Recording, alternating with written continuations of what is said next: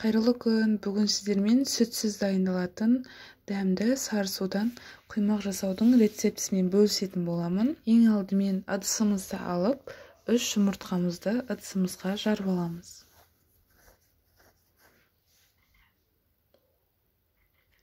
Үстіне 100 грамм қант салып, жақсылап бір тегіс болғанша араластырамыз. Жарты шай қасық ас содасын қосамыз. 1 литр сары суымыздың жарты бөлігін қосамыз. Және де үстіне 380 грамм ұнымызды саламыз. Ұнымызды жақсылап араластырып аламыз. Ешқандай іртік болмауы тиіс. Толығымен араластырып алғаннан кейін сары суымыздың қалған бөлігін үстіне құямыз. Бір тегіс болғанша жақсылап араластырып аламыз. Үстіне 60 мг сұйық майымызды, өсімдік майын құямыз. Тағы да біркелкі болғанша араластырып аламыз. Тапамыздың астын ең бірінші құймағымызды пісіретін кезде аз ғана майлап аламыз.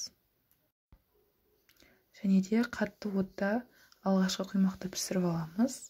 Одан кейінгі құймақтарды орташа отта пісіреміз және тапамызды майлаудың қажеті жоқ.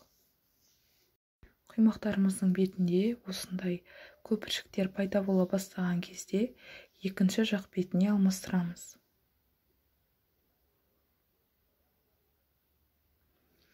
Астыңғы беті піскенше ұстаймыз. Осылай қайталап барлық құймақтарымызды орташа отта пісіріп аламыз.